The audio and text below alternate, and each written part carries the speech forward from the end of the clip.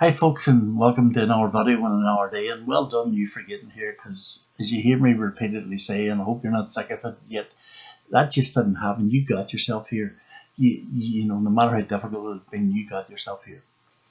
Just to move on, we have been looking on the subject of anger, and just a very quick recap. We looked at the fact that it can be a feeling that somehow we feel rejected because we're not treated in a loving way, and that can get us and make us angry. And then we looked at how we can use a tool called County 10 to be able to talk to ourselves, shift focus, bring it back to ourselves, uh, understand that we're not going to solve anything right now because you may not even remember what it is or can connect with what it is that you want to say. And also, the biggest thing is if you go with it in that moment, you could cause damage, real hurt and harm to somebody else as well. And we looked at then how you can get rid of the energy that's there, because also if you hold on to that energy, and particularly if you're stressed, it can do you harm as well. We're going to move on to now what people may have heard before about passive or aggressive anger. We will look at the passive anger. Now, passive is the internalized anger. You go back to the bit that says, my voice won't be heard, there's no point talking. So you don't respond to the things that make you angry, but you find an indirect way of sending a message to somebody. And the difficulty of that often means that then that that's open to interpretation. They're not quite sure what you're doing. They certainly don't understand it. And then you get a response that often can leave you more angry because you think, why don't you see what's going on? And so, common ways to do that, particularly from passive anger, which is kind of often seekers and manipulative, and can cause you to blame yourself often or become, self-sacrificing. So there's many ways we do that. For instance, the first is we can do it secretively. So we can begin to avoid eye contact with people. We can give them the silent treatment. We can heckle somebody or talk under their breath to somebody, in the background. We can be manipulative, like, using emotional blackmail and saying, if you don't do this, I'm like I love you, or we can, feign headaches and our illnesses, play the kind of martyr. They say, you should feel sorry for me, trying to make people feel guilty. We can even withhold money or resources to deliberately punish somebody.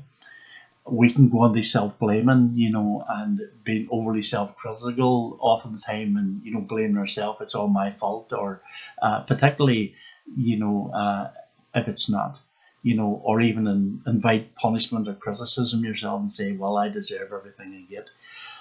That moves on to us, then to go into self-sacrificing mode, like being over helpful or pointing out that you're just making do, or doing long suffering sighs. And if anybody asks you what's that about, you don't say.